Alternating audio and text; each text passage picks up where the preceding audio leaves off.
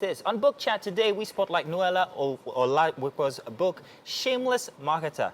Shameless Marketer.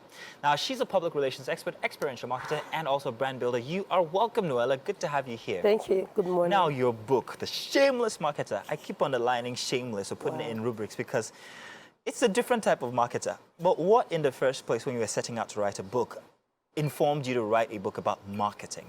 Okay.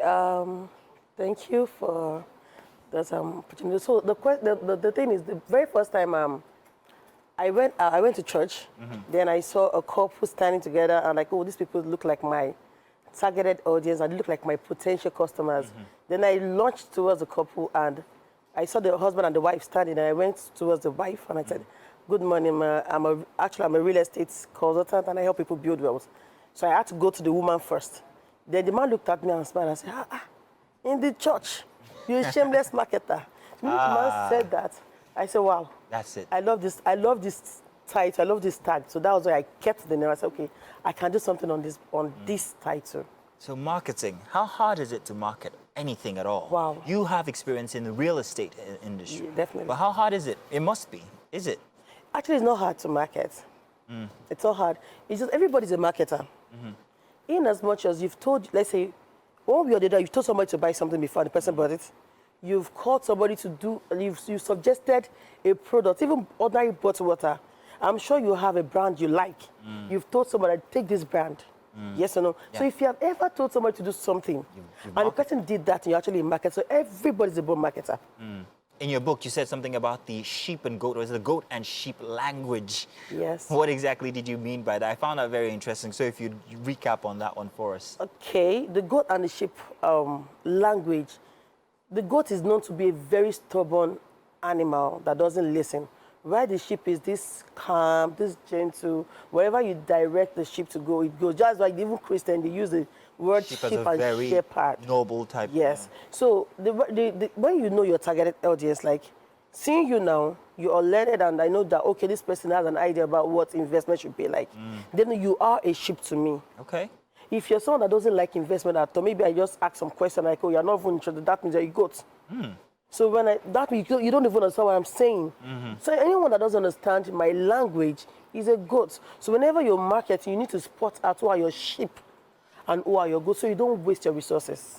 So how different is this language? Are you saying you absolutely abandoned your project with the goat and you face that for the sheep?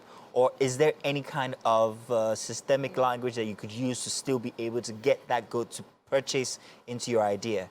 Definitely. You can actually talk to a goat. You can actually... every animal can be tamed. That's what my father would always say. So for a goat, if you actually want a goat to know about your product, then you have to start doing this information marketing, educational marketing, teaching them, nurturing. Just have a way, because if you, like this Ashake guy that sings, I remember he went to a show one time and he went with a goat. Yeah, he did. While he was still performing, the goat was going all the way around, but he didn't look at the goat. He was just doing what he was doing. If he had paid more attention to the goat, maybe he would have just lost the whole thing. So the best way to even to keep a goat, like, just nurture them. Just nurture, educational. So it's a longer type project, because you have to first of all educate them and then sell to them. Yes. Wow, that's plenty. Definitely, you have to do and all of this from your experience is what you put down inside the book. You also tell us this very interesting fact about this German gym guy. Yeah. Who wanted to increase the subscribers. Exactly. How did he go about it again? Okay, this man won, I think, the Mr. Universe or Mr. World of Germany in 1960. So when he got back, nobody was even paying attention, and he wanted to increase the subscriber of his gym. So he did everything. He couldn't get anybody to subscribe to his gym. Then he decided to go shameless. Then imagine a cold weather, wearing ordinary pants, like his pants, out on the streets, running on the street, just jogging and doing some exercise. And people were like, who is this person? Then, now everybody wants to carry the news first. They want to. There's a man who jogs in this is this painter in these conditions, in this cold region. Imagine how cold Germany could be. So TVs, media captured this picture. They brought up this picture and began to post it on every of their platforms. And that was how it was able to get 300. At least the subscriber grew over 300 people in few time. short. Why? All because he was shameless about marketing what to bring money to him. That's the shamelessness you're talking about in the book. But you also speak of people's desire. How do you reach a person's desire? How did you put it in your book when you say, if I have a desire that, how can you take advantage? I'm sorry to put it that way, but how can you take advantage of people? Because that's what it is. That's what marketing is. It's shameless. It's taking advantage. Well, if I put it in my own rudimentary way of people's little vulnerabilities or needs or demands. Yes. But how do you identify that desire? Okay, at first I asked myself some questions before I asked the desires of people. Let me say, everybody tilts towards pleasure, and most people run away from pain. And pain is part of life. So, and everybody wants to go towards that pleasure. So what I do is I ask myself some questions like, okay, what is it that I need to do? Like, what is it that these people can't do by themselves? And okay, like, let me use as an example. Yesterday, after an inspection, I went for, I wanted to go eat. Then I got to the restaurant, I met him and he was eating, and because I was wearing a shirt, the description of I spent 8 months, 19 hours, 19 seconds, and thereabout just to be real estate consultant. So the man saw myself like, wow, you spent 8 months, you're not 9. I said, I'm not 9 months. We got talking. It started a conversation. Because number one, he looked like my sheep. So I started a conversation with him, and the next thing I asked him, I said, then he said that you're a consultant. I said, yes, I help people multiply wealth through real estate. Now we got talking, and the next thing he said, you these people. I said, have you heard about Ekpe and Ibejuleki houses? He said, yes. Do you know what happened to me?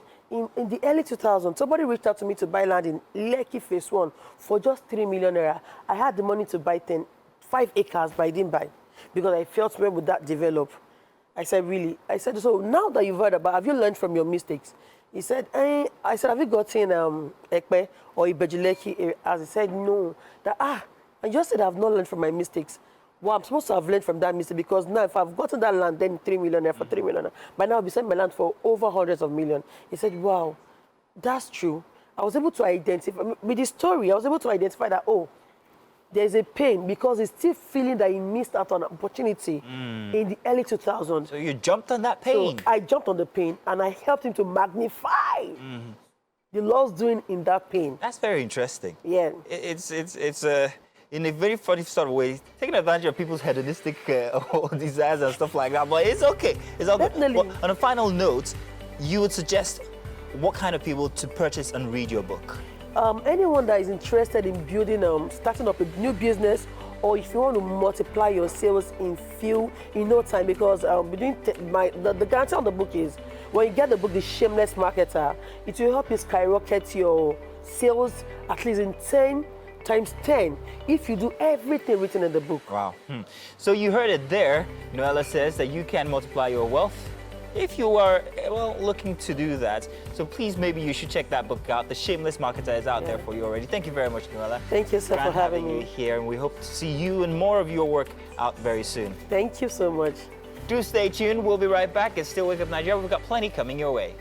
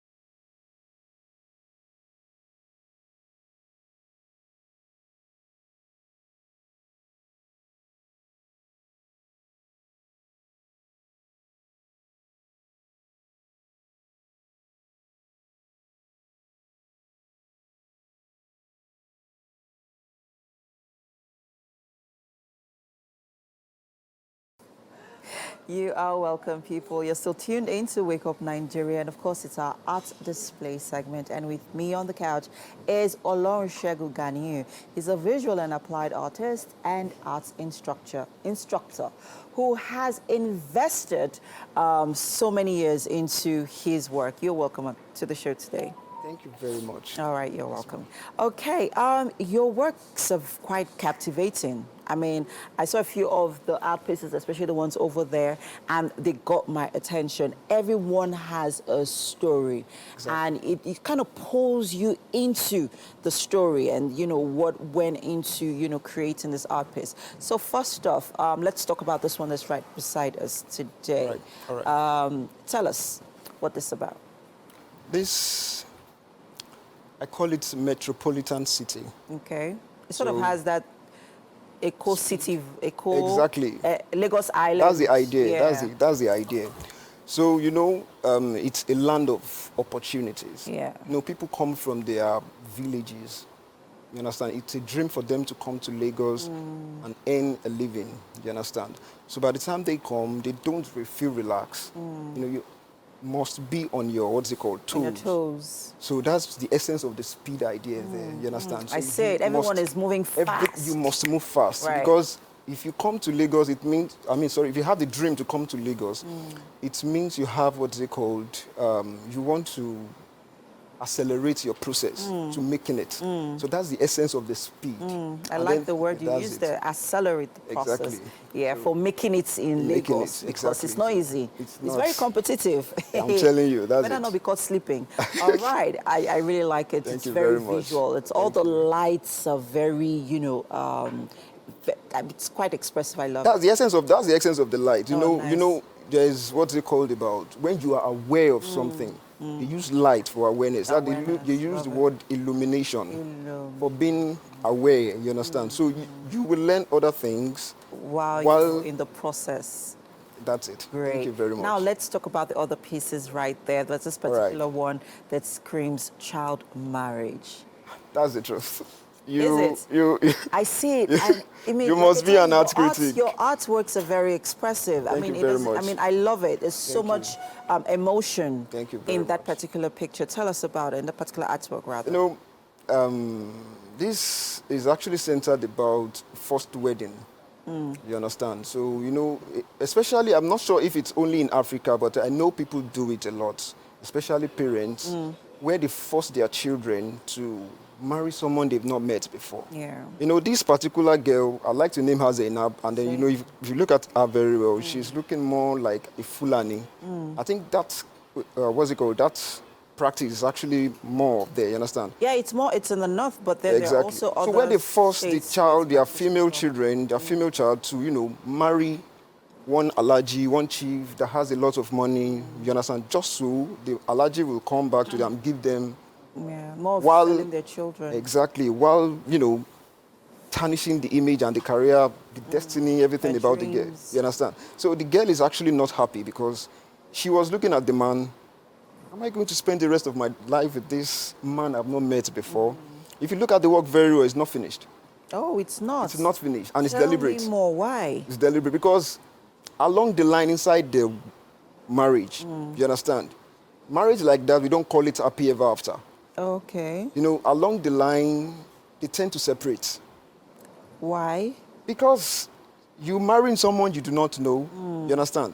If you marry someone you don't know, you might spend your eternity learning about the person.